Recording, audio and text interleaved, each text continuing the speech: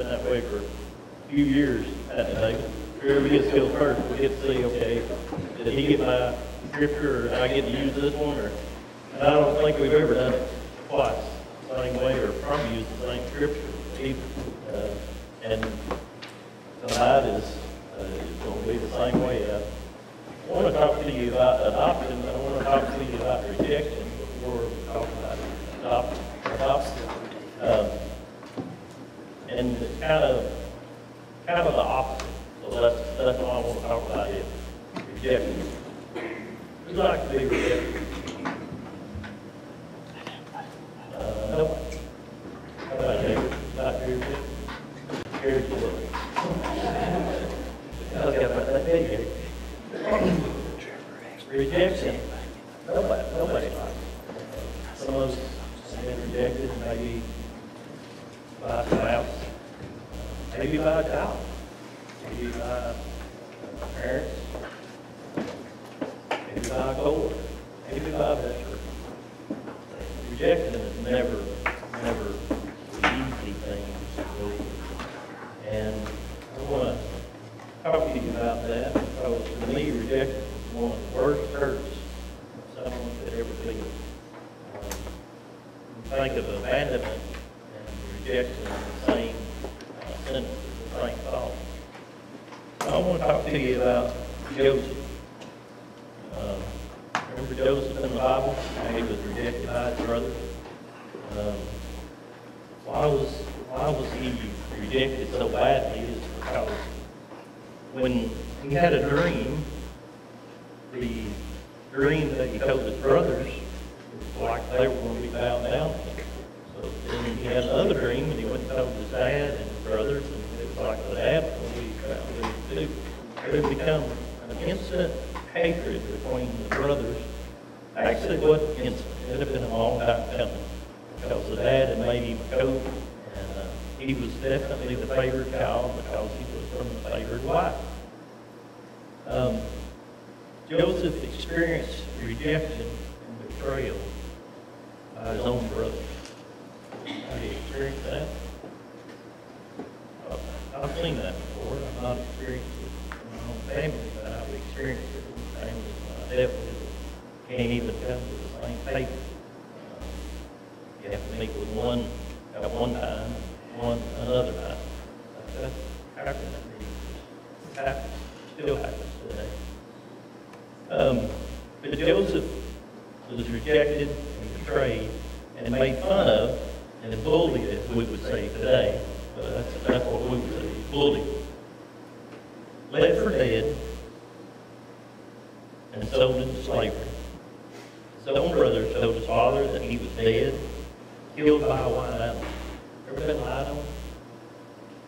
Been somebody lied about you, something you just, all you wanted to do is make it right.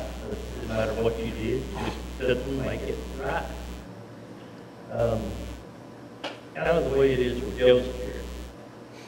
Today, we might think that Joseph just kind of blew it. He thought that he was going to be the favorite child because his dad treated him that way, and everybody was going to like him. He was going to be everybody's favorite. Little did he know that he was not going to be not only the favorite, but he would be sold into slavery, thrown in a pit, sold into slavery, and would end up serving in a house that he didn't have any relatives in, ends up in a prison. He doesn't know anybody. He ends up in a land that's not kin to anybody. Kind of goes along with adoption.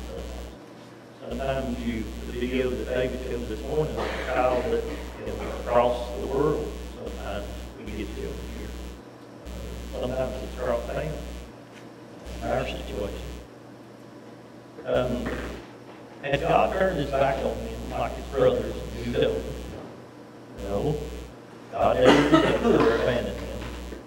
What happens when the rejected brother becomes the rooted brother? And that's the first verse I want to read tonight. It's in Genesis chapter 50, verse 19.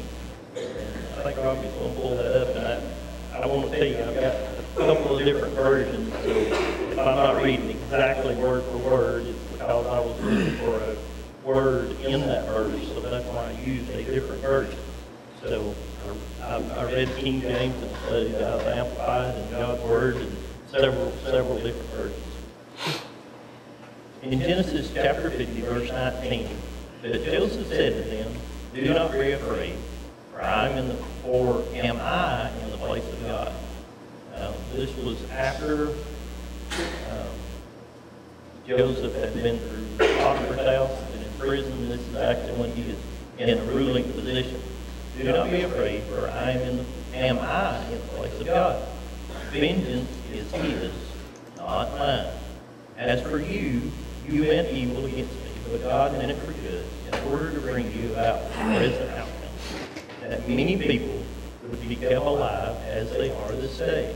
So now, do not be afraid. I will provide for you and support you and your little ones." So he comforted them, giving them encouragement and hope, and spoke with kindness to their hearts. And hope is the word I was looking for in that verse, and that's why I read the Amplified version here, is to dwell on hope for a minute. You think children in adoption and orphanage, or whatever the case may be in their place, have hope? Often, no. I like that one. They don't have hope. But like in the video David used this morning, you see the little girl just praying for a home. Well, in this situation, Joseph is telling his brothers, and he's giving them encouragement and hope. Think of how long Joseph had been separated from his father. He had nieces and nephews he had never seen before. He had sister-in-laws that he'd probably never seen before. He had not seen his father in years. His younger brother, who he was very close to, Benjamin, he hadn't seen. He had been ripped apart from his family. Had to start life without him. Sometimes it is that way in adoption. Sometimes they leave the family that they were born in. Sometimes never to see them again. Not by something they've done. Maybe it was an accident with a parent. Maybe they were killed. Maybe it was a situation where they were taken out of home. But whatever the situation, in Joseph's condition, he kind of lived like an orphan for many years. And that's where I want to go with Joseph. Even though Joseph had been separated from his fathers and brothers, he was never separated from God. And I'm going to use a song to illustrate this in a few minutes. It says, he was never separated from God, and he still loved him unconditionally. Circumstances did not change God's love. David Haynes used to teach us in Sunday school. He taught several things on conditional love and unconditional love. And God's love is unconditional to us, that he loves us all the time. There are some things that we have to do, conditions for his blessings, but his love is unconditional. When it came to get even with Joseph and his brothers, we know how it went, but how would you be? How are you with people who've rejected you or who has betrayed you, and it's your turn to kind of turn the tables, your turn to get even? Think of that. Think of that one who has betrayed your friendship. Do you want to lash out, or do you want to be like Joseph? When it came to get even, when it came time to get even, he realized it was God's plan all along. See, Joseph saw what God had put him through, that it was his plan, because he was fixing to be able to save not only the people from a famine, but he was able to save his whole family from starving to death. I'm going to go back to Genesis 42, where we were in 50, and talk about honesty a minute. You ever been talking to somebody and somebody says, "Well, I'm going to tell you the truth about something. What's the first thing you think of? So you've been telling a lie the whole time? I mean, that's the first thing I think of when they say, I won't tell you the truth about something, or I'm telling the truth. Okay, what have you been telling me up until now? This is the first thing I think of. What, is anything been accountable? Chapter 42, verse 18. Now Joseph said to them on the third day, do this, and you may live, for I fear God. If you are honest men, let one of your brothers be confined in your place here in prison. But as for the rest of you, go, carry grain for the famine in your households, to bring your youngest brother to me, so your words will be verified, and you will not die. And they did so.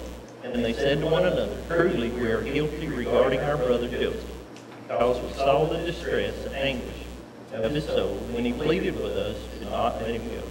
Yet we would not listen to his cry. So this distress and anguish has come on us. Reuben answered, did I not tell you so? How many of y'all have got a friend that always says, I told you so, I told you so? That comes from Reuben. Do not sin against the boy, and you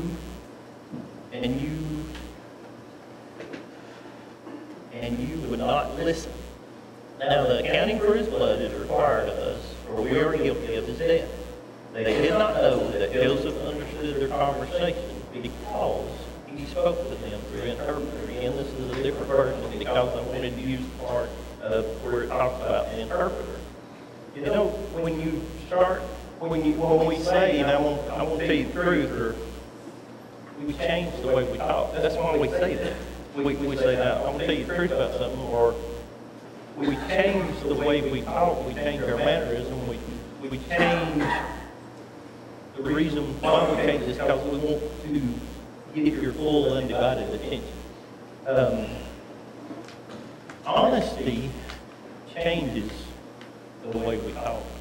And honesty here for his brothers, they didn't realize he knew what he was saying the whole time. Why did Joseph use the interpreter up until this time? Because they didn't know who he was. He knew who they was, but he didn't want them to know who he was just yet. And he wanted to know about his little brother. He wanted to know about his dad.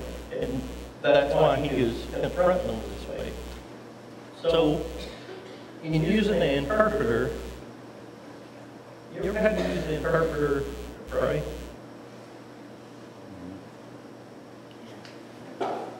We don't have to. Do you talk to people the way you talk to God? Oftentimes when I'm talking to one of my children and I'll say, listen to me, talk to me, look at me, look me in the eyes, trying to get their attention. This with Joseph using an interpreter, I see it as he didn't want them to know who he was. We recognize that he is acting, or a picture of Jesus here is, well, I don't want to give it away. Reuben realizes their past is caught up with him. Are you afraid or ashamed of your past? Do you think God won't understand your language? God already knows it, already has a plan for you. Jeremiah 29:11. For I know the plans and thoughts I have for you, says the Lord, plans for peace and well-being and not for a disaster, to give you a future and a hope. So really, what does Joseph have to do with adoption anyway? A couple of verses I read, a couple of things. I don't know where you're going with this. But to be honest with you, I didn't know where I was going with it either. Because when I started talking about adoption and started doing word searches, these verses with Joseph, I'm like, okay, Lord, I don't know where you're going and how in the world this is going to tie into adoption. So, here it goes. In Hebrew, the meaning of the name Joseph is Jehovah, add, or give increase. In the Bible, Joseph was sold by his brothers into slavery and later rose to become a supreme power in Egypt. Because of him being sold, thousands escaped the famine. And his relatives should have died. His relatives who should have died not only survived, got a new place called home. You remember that? When Joseph, his brothers come back with his father and his brother, he had to move to a new home. Just like when we adopt a child or when we are adopted in Christ, we become a new creature or the child gets a new home. It's just like what Joseph did for his brothers and his dad. There was another Joseph that we usually read about this time of year. He also was a dreamer. Ever thought about that? We think of Joseph the dreamer, we think of what I've been talking about. Matthew chapter 1, verse 18. Now the birth of Jesus Christ was on wise, when as his mother, Mary, was espoused to Joseph, before they came together, she was found with child of the Holy Ghost. Then Joseph, her husband, being a just man, and not willing to make her a public example, was minded to put her away privily or privately. But while he thought on these things, behold, the angel of the Lord appeared unto him in a dream, saying, Joseph, thou son of David, fear not to take up unto thee Mary, thy wife. For that which is conceived in her is of the Holy Ghost. And she shall bring forth a son, and thou shalt call his name Jesus, for he shall save his people from their sins.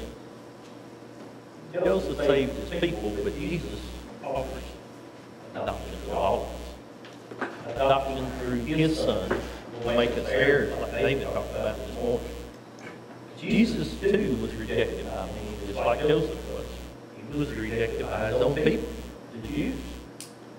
Just like Joseph was betrayed by his own brothers, so was Jesus.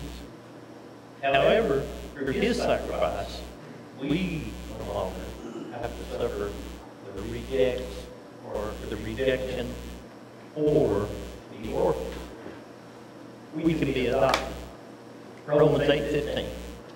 For you have not received the spirit of bondage, again to fear, but you have received the spirit of adoption, whereby we cry, Abba, or Abba. Adoption is a process whereby a person assumes the parenting of another, usually a child, and that person's biological or legal parent or parents, and in so doing, permanently transfer all rights and responsibility from the biological parent or parents.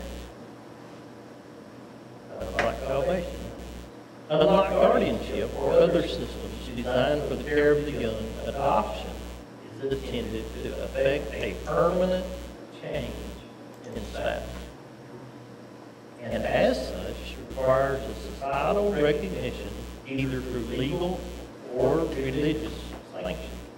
Now, when we adopted Special Joy, when we adopted Shelby, we had to go to court, and we had to go before a judge, and when we went through the proceedings and all of that, we get to the time where the birth certificate is changed. And when it's changed, just like Monica and Terry and Daryl Sunday this morning talking about the person, he called me by name.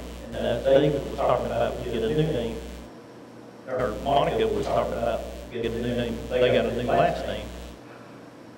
Through salvation, we become a new creation, a new creature, through creation that He has brought us through. As most of you know, we have 4 children. Spencer first. We had 4 miscarriages and didn't think we could have any more. God changed our path and brought in adoption. We got Special Joy first. She was 1 day old. And therefore, Special Joy always says she's the... I'm not going to say it now, Special. You always speak up. Now you're not going to speak up. She always says she's the oldest because we got her first. So she says she's the oldest daughter. We got her when she was a day old. 6 months later, we got a call, and they wanted to know if we could take a 4-year-old little, shy, bashful, didn't speak much, wouldn't come out of her shell. A little girl named Ashley, which Ashley became our Shelby. Ashley we got in, I don't know, I think it was the first Sunday we were here. Jimmy Spurgeon was out in the lobby out here, and Shelby ran up to Jimmy and just jumped up in his lap. And Jimmy's eyes got about this big, and he looked at her, and Vicky was standing there, and Vicky said, "Oh, he said it's over." Well, Shelby kind of has that effect on people. You just kind of get around Shelby, you love Shelby. From Shelby, the 6 months, and then a month later, we found out son Pearl was coming along. So be careful what you pray for. God does have a sense of humor. When you go from 1 to 4 in 16 months, and Spencer's been mad at us ever since. From an only child to having 3 sisters. Is he still mad, Spence?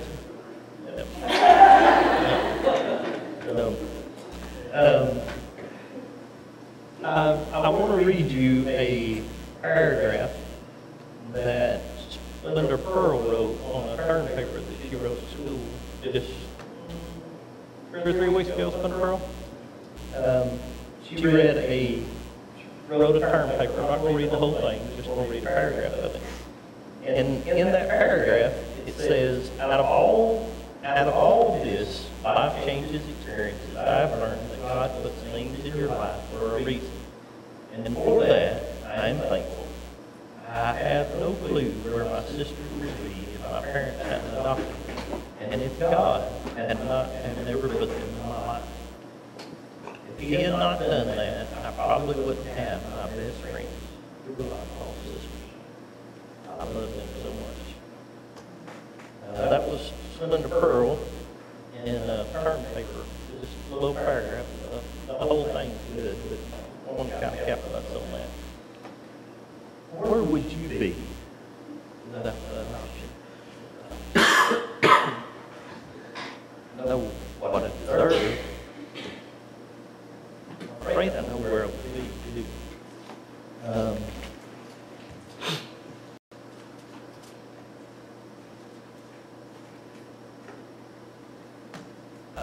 I guess probably one of the things that people struggle with on rejection versus adoption.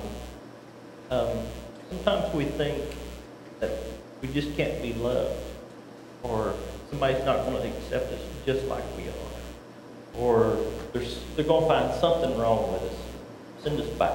Or I'm trying to think of a child of mine thinking of wanting a new home, and we think, well, no, any parent when they get them, they're going to keep them, but yet we think that. We get in our mind that we think, no, I'm just not good enough. Do we think that way towards God? Do we think we're not good enough for God? That we might blow it? That He's going to leave us? That He can't use us? That He's going to abandon us? I hope you don't feel that way, because that's just a lie of Satan telling you that you're not good enough. Because through His, like David said this morning, we have no righteousness, but through His righteousness, we can be that child that says, Abba, Father. We can call on Him at any time. Just like, I was going to say, just like all my kids call me Daddy, but no, Special Joy calls me different things. Special Joy calls me Father, she calls me Padre, she calls me a list of different names, usually every different name a day, and all of them are appropriate, at least I think they are. So, if she learns any other languages that I don't know about, I'll need the interpreter, like Joseph had, to find out exactly what she is calling me. But I am her father, and I am her father permanently. Just like I am with Spencer and Splendor, Special Joy and Shiloh. And had a talk with Special Joy not too long ago, and just wanted to reassure her that I would always love her. And this song is going to go along with what I've read and what I've talked about. That it was a song that I let Special Joy listen to just to assure her that I would never, never let her go, no matter what. And I'm going to use that song to kind of bring all of this together, to talk about the two Josephs and Jesus all together. Their picture, Joseph was the first picture of Jesus. The second Joseph was his earthly father, because in a dream he saw what only, I guess you would say, only God could do, is to convince him, I'm going to use you. You'll just do what I'm telling you to do, or what I'm asking you to do. So we'll ask you to listen to this song, and it'll go with it.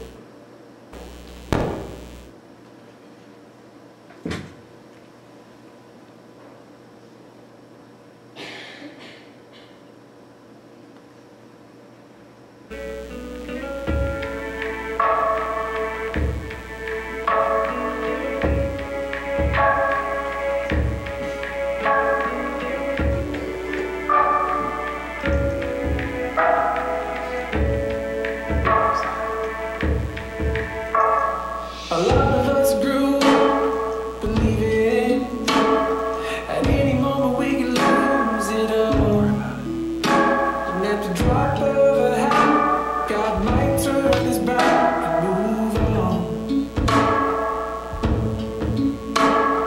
A lot of us feel like we blew it, thinking that we're just too far gone.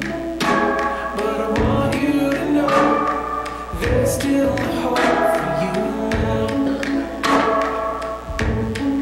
No matter what you've done, you can't erase his love. Nothing can change it. You're not separated, no matter what. There's never been a better time to get honest. There's never been a better time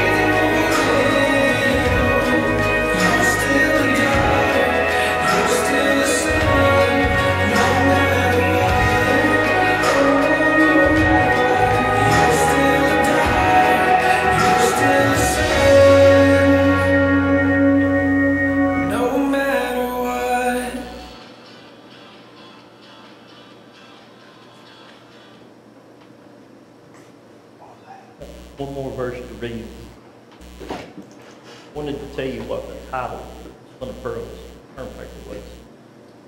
Adoption is good. Adoption has been very good for my family. It's very good for Monica. But my adoption through Christ has been the best thing that's ever happened.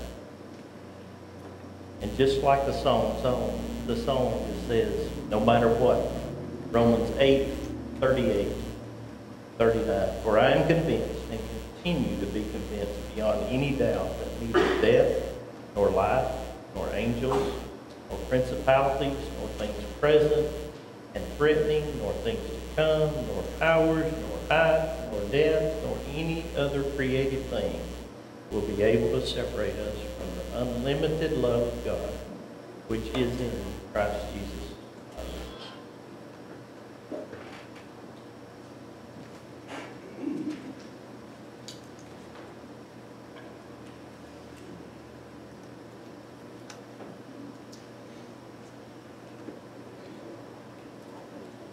Stand with us, please, would you? When you really think about it, what a wonderful thing. That God give all of us is the great plan of salvation. The plan of the new birth, plan of adoption, things that He has done, there would be no question. No question, if you've been born again, that simply is just believe the gospel. Death, burial, resurrection of Christ. You have the new birth. Adoption is all in those things that how we come to know Christ. And it's initiated by that little thing called faith. That's an unusual thing in our life called faith. You say, well, my faith is just not strong. The moment of the morning when you wake up, you start initiating that little word, or a mountainous word called faith. You reach over, push the button on your light switch, by faith, knowing the lights will come on. You go to the bathroom and turn the faucet. You don't worry about where water's coming out or not. You have just initiated faith. If you got one, you reach in your purse or on the mantle or whatever it is, on the desk, table, you pick up a little gadget. And you mash a button, and your car starts outside. You think it will. No, you never doubt. You know it's going to crank. And so it is with our whole life. And God incorporated all of that into the plan that you could be a part of His family. Isn't that awesome? Awesome. I don't know where you are tonight in your spiritual life. I don't know if you know Christ or not. But 2 messages throughout the day has paved a way that you can simply, by simpleness, become a child of God. That's why there's going to be no argument when we get there. No use arguing with the book. Because your name, if it's written down in the Lamb's Book of Life, you're in. If it ain't, you're out. Think about it. Think about it through these next few weeks of our holidays of Christmas. Oh.